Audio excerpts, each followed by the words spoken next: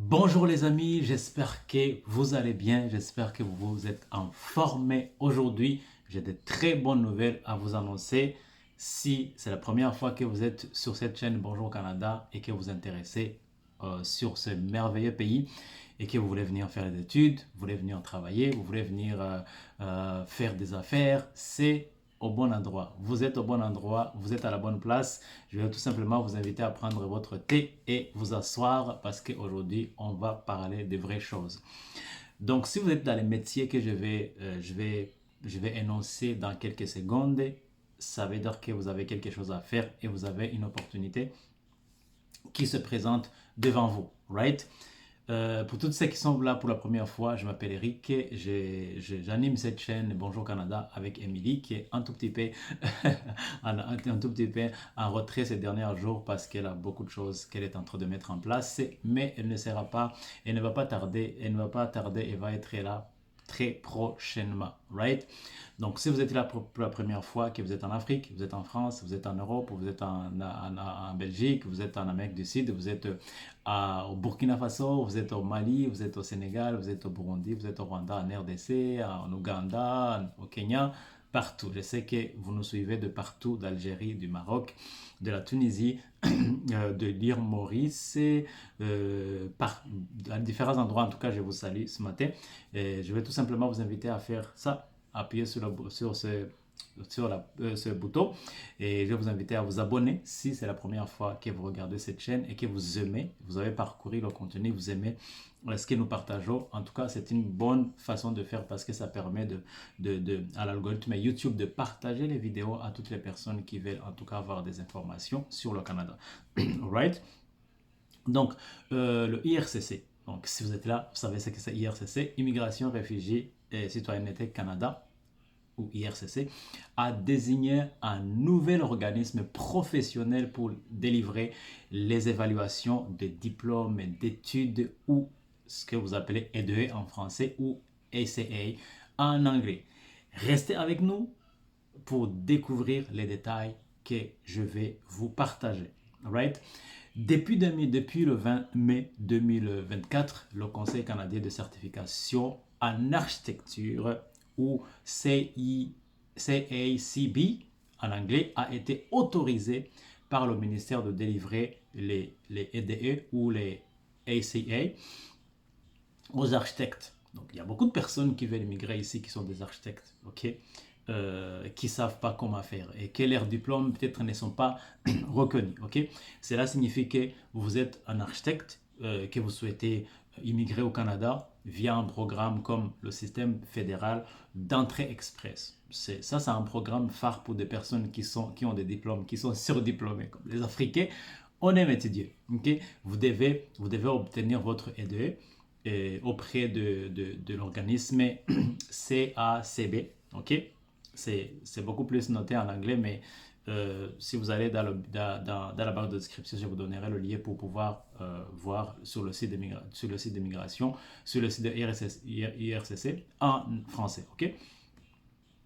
Ok, les EDE sont essentiels pour prouver que vos diplômes étrangers sont authentiques et équivalents au titre professionnel de professionnels canadiens que vous voulez avoir, ok? Et ils sont également reconnus dans le cadre, de processus de licence des architectes au Canada. Donc, les équivalences que vous allez avoir sont admis pour avoir la licence des architectes au Canada, ok? Parce qu'il y a des métiers qu'il faut avoir la licence. Vous ne pouvez pas exercer ce métier sans la licence. Même si vous avez le diplôme, vous devez être accepté par le système. C'est comme ça que ça fonctionne.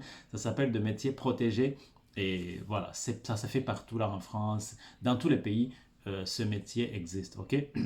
Mais pourquoi, posons-nous la question, pourquoi IRCC exige des rapports de EDE? Pourquoi IRCC exige encore une fois un autre rapport? Ok? Le rapport d'évaluation des diplômes des études permet à IRCC d'authentifier vos titres, vos diplômes obtenus à l'étranger, donc vos compétences obtenues à l'étranger, et de déterminer leur équivalence canadienne. Donc, ces rapports sont utilisés pour attribuer des points de sélection en matière de migration et déterminer l'admissibilité au programme de résidence permanente, de résidence permanente économique. Ok? Donc, si vous avez déjà pensé à immigrer au Canada, vous comprenez déjà ce que je suis en train de dire. Il faut que vous soyez, il faut que, selon le niveau d'études que vous avez, on va vous attribuer des points. Ok? Si vous êtes accepté comme un architecte, vous avez l'équivalence de diplôme étranger, vous avez des notes qu'on va attribuer à votre niveau, vous avez des notes qu'on va attribuer à votre âge, qu'on va attribuer à plusieurs points qui concernent votre profil. Ok, on va attribuer les points et c'est le nombre de points qui va faire que vous serez sélectionné parmi les premiers, où ça va attendre un peu, vous allez être placé dans un bassin. Ça, si vous ne comprenez pas ce que je suis en train de dire, je vous invite à aller regarder une vidéo, une très très bonne vidéo que Emilie a fait qui concerne l'entrée express. Vous allez comprendre tout ce que je suis en train de raconter ici. Ok, donc pour faciliter ça, IRCC a désigné plusieurs organismes pour évaluer les titres de compétences étrangères. Ok, ceux-ci sont répartis en deux catégories: les organismes d'évaluation polyvalents et des organismes professionnels. Ok, alright, alright. Donc, les organismes d'évaluation polyvalents incluent des services d'éducation comparée de l'Université de Toronto, les services canadiens d'évaluation de diplômes internationaux, les services d'évaluation de diplômes internationaux, les services d'évaluation de qualification internationale et les services d'éducation mondiale. Ça, c'est les services d'évaluation polyvalents. Right? Maintenant, il y a des organismes professionnels. Quant à eux, ils évaluent les diplômes professionnels spécifiques. Ils incluent le CACB pour les architectes, le Conseil médical du Canada pour les professionnels en médecine et le Bureau des examens en pharmacie du Canada pour les pharmaciens. Right? Ça concerne les médecins et les pharmaciens aussi. Voilà pour ces nouvelles concernant les DE. Donc, si vous êtes architecte, vous êtes au Burkina, vous êtes au Mali, vous êtes au Sénégal, vous êtes au Maroc, vous êtes en Algérie, vous êtes en France, parce que vous devez faire l'équivalence aussi. Moi aussi, j'ai fait mes études en France, mais il faut faire l'équivalence quand vous arrivez ici au Canada, au Québec spécialement, pour être retenu dans le cadre d'entrée express. Ok, ce n'est pas seulement dans le cadre d'entrée express, même quand vous voulez postuler à un emploi, vous êtes à l'étranger, vous devez faire vos équivalences. Vous devez passer par les DE, il n'y a pas de choix. Ok, donc voilà pour les nouvelles de DE pour les architectes. Si vous avez des questions, n'hésitez pas à poser dans les commentaires. Moi, j'irai chercher l'information sur le site de migration et vous le mettre dans la barre de commentaires. Et s'il y a des questions, je vous répondrai sans problème. Ok? Bon, sur ce, je vous souhaite une belle journée.